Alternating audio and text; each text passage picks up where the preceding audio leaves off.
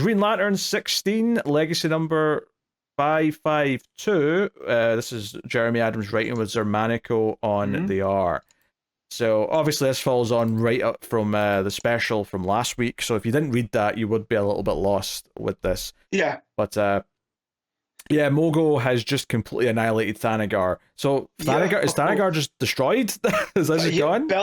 Bells for ring the bell, 10 bell salute for Thanagar. Yeah. One of the main DC planets now taken out by a rogue Green Lantern planet. Yeah. Well, Red Lantern planet right now, technically. Yeah, but Mogo was once the home of the Green Lantern Corps. So shocking. And does this also mean that Mogo's out too? Is that a suicide run? No, I don't think so. I think Mogo's still there. I think Mogo's still kicking. But yeah, the big bombastic start. It did feel quite big and epic as they're like fleeing the the destruction, and it sounds like they were able to evacuate maybe 1,000 or two Thanagarians. Yeah, but that's it, and it's actually a Ran ship that's helping them get away. Hawkwoman is going to be pissed. Yeah. Carol stays with the ship to try and help them fly, even though, as she points out, she knows nothing about spaceships. And Hal's like, no, but like, you build aircrafts, like it's not that different. On you go. No, so that's that. What's interesting though is we kind of like, Tharis died kind of, although he wasn't really dead. And by the end of this issue, he's definitely not staying dead. But you've got the rest of the Durlans basically being like, okay, we do want to control everything. And that's what the plan was before Tharis went like power mad and wanted to go supernova with it.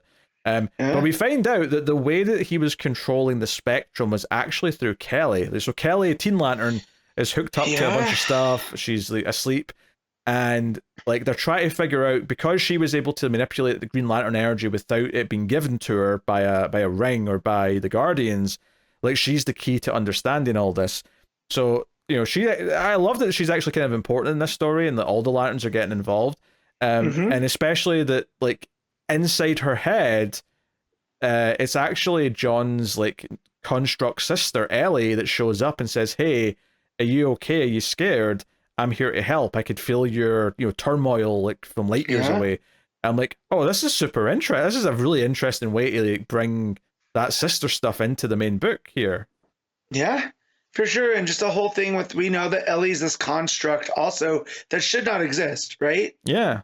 Through John.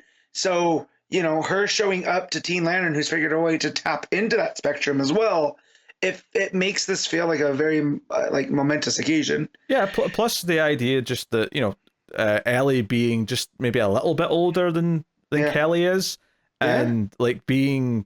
If someone that's more relatable to her showing up, another young black girl showing up and being there to like give her some comfort. Like there's actually something kind of touching about like John's sister, whether or not you can debate how much of the real sister she is. Like showing up to help like this is actually kind of sweet in a lot of ways. Yeah, and for sure. I was into it. So it's only one page, but I'm curious as hell to see where that goes. I was shocked when they brought. I kind of forgot about Teen Lantern, right?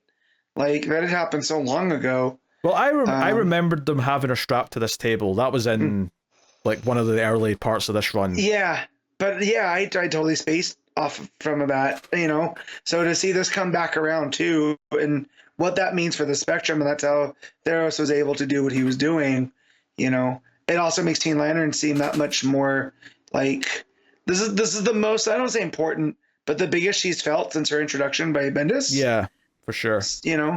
And she doesn't feel like a cog in the machine. She feels like, this is something that's going to be important for later, thematically, emotionally, and everything going forward. Yeah. So, yeah. I always liked the idea of Teen Lanterns conceptually. It's just that, the book she was in wasn't, killing it. I feel like she never got a chance to really, why should we care about her besides that she's this, she had tapped into things, right? She's a character prime for it all, and I just feel like Bendis never had time because he was spinning all the other plates.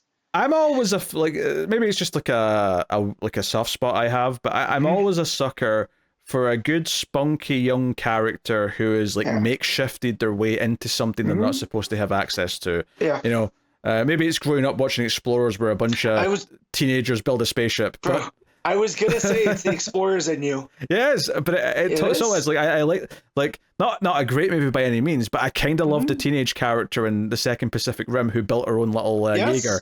Like I love that shit. So yeah, well, it's also kind of Power Rangers in that too, right? Oh yeah, a little bit of Power Rangers. Yeah, I grew up with that, so it's playing to some of my sensibilities. Yeah. So I like that they're developing it and doing something bigger with it here, which is cool.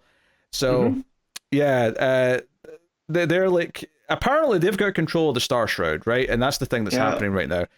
Although as soon as they mentioned that they actually, because obviously the Star Shroud showed up in the special, I didn't consider that it was working directly for the Durlans. Yeah. However, as soon as they mentioned this, and I went, I don't know if I like that because it feels like it'd be too powerful to do that. Later on in this issue, this very issue, it turns around and like kills one of them and says, "Oh no, like we're doing what I want." So I'm like, okay, clearly they're not making a mistake. They know what they're doing. Yeah, it makes sense too because the Varen was the Durlan representative, right? That becomes Star Shroud. That's right. Yeah. So it makes sense that he would go back to them, trying to figure out what the plan was, so he could do what he wants to do, right? Oh yeah, I'm working for you, sure. Yeah. Kind of vibes. So a lot of the action here comes, although he does want something though, because he says that you'll get my body back. So he did want something from them. So we'll see where that goes to. But the action in the issue comes from Hal and John working as a two-man team to take on the hordes of the Spectrum Lanterns. The ones that are switching between the different colors. And there's a lot of fun stuff here in the action as they're doing constructs, and Carol's getting the Ran ship up and running and flying off. And there's a great 2-page layout where it's like splices of these big sort of vertical panels of like the Star Shroud's there, try to like fight John Stewart. Hal's trying to help him. John uses a boxing glove, which Hal points out, hey, you used the boxing glove construct. That's usually one of mine. But I thought this felt quite epic though, because it basically, when he punches the Star Shroud, Varen, who's the same thing, just in case anyone's not following this conversation, Varen is the Star Shroud. He basically lands right in front of the thrusters of the Ran ship. So when Carol turns it on and we get this big bright light coming from it, he gets incinerated. It doesn't kill him, obviously, he's too powerful for that. But I'm sure it hurt. I'm sure it felt like a big epic like punch to the gut. I like that. So felt cool. So so Hal and John make some Mad Max constructs of vehicles to drive through the lanterns. They're on their way to Oa. That's where they're going. Yeah, and they both make sense that of course Hal would be in this big muscle car, right? Kind of like Mad Max is. What's that called? Was it the Interceptor? Oh, I don't remember. Yeah, but John's more in like a military kind of big off-road truck, with all the stuff off of them. So I love that page, and it's just it's chaos in a way that I feel like only XERMÁNICO can do, because there's so many layers on here of the different lanterns they're going through, and the green and the yellow, and like, so the colorist and the artist here are working very well. It's a real fun page. Yeah. And then the Star Shroud goes to the Durlans and says, hey, I want revenge. They're going to Oa. I want to kill that John Stewart and everything he cares about, damn it. And they're like, you don't give the orders. And then he just immediately like punches his hand through this Durlan and is like, no, we do what I want. Yeah. Pretty cool. I like the art here. It also looks like it's the Dark Star energy or something that's bringing Tharis back to life, because you see him floating in space here, and it's that purple light. Now, maybe it's a misdirect, but it seems like that's what's bringing him back. Maybe it's maybe even the Dark Shroud is intentionally bringing Tharis back as a henchman or something. Remember, he was wearing that ring. That's true. Right? That's true. That he's not supposed to. The reason he has it is because John didn't want to let it out of his sight. And of course, John loses it now.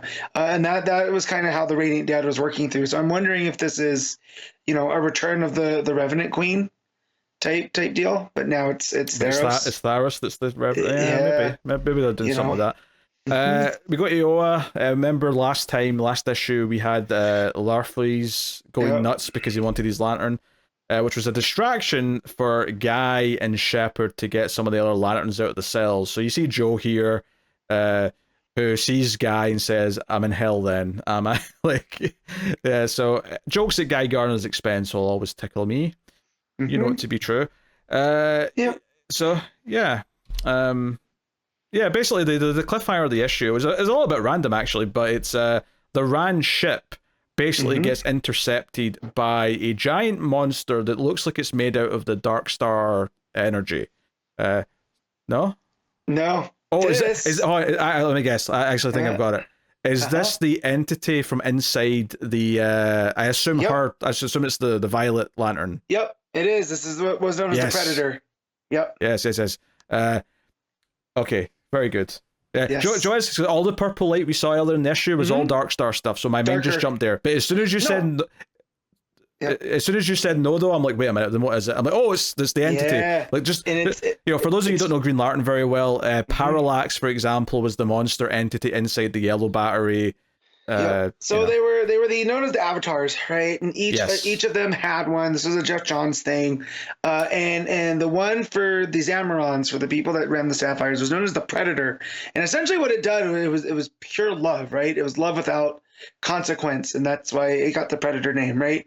It's almost like it consumed you, like your passion or whatever. So this thing is after the Radiant ship because Carol used her Sapphire energy. Yeah. Right. And I also always love that the Predator does look like a xenomorph, right? And if you know your xenomorph lore and the designs that are all there, so I saw this thing coming and I went, oh, this is very interesting. Yeah, it's definitely a big swing out of nowhere, but yeah, it does make sense with what Carol just did. So no, super interesting, and that's just where the book ends. If there's any complaints to be made that there's so many threads that we're following that it's maybe hard to construct a book that has a definitive ramp up to an ending. But all of the threads are so entertaining right now. I'm interested in the lanterns being rescued on Oa. I'm interested on the Star Shroud stuff. I'm interested in what Carol's doing. I'm interested in the Durlins and what they're up to and how that's clashing with the Star Shroud. Thara's coming back. I like everything in the book. Every single plot thread and its advancement I enjoyed. And I like the way that it's being handled because it feels like the War Journal stuff was the side quest for John, and now it's worked its way back into the main story. Yeah, because the Dark Shroud's a major character, has reconstructed Sister Ellie's getting involved with Kelly, all that stuff super fascinating. And in terms of just enjoying the action and stuff, I think that couple of pages where the ship turns on and burns Tharis and the fight leads into that, I think that part feels really epic. It feels very larger than life and grandiose in a way that it's very easy to lose that effect because we're so used to reading these comics with all these big fights. But that felt big. The art made the scale of that feel huge because he was so small in this big bright flash of light coming from the ignition. So yeah, no, very good. Been enjoying the run. The only real critique I could have is because it's got so many threads and characters jumbling around, it doesn't feel as neatly constructed to build up to an ending. Yeah. So I think that will bring my rating down slightly, but not a great deal. Yeah. All right, what are you rating Green Lantern, Matt? I'm gonna give this a solid 8. Yeah, I think it would be higher if it just had a better pacing to it. But I like everything in it so much, so yeah, easy 8 out of 10 for me as well. So cool.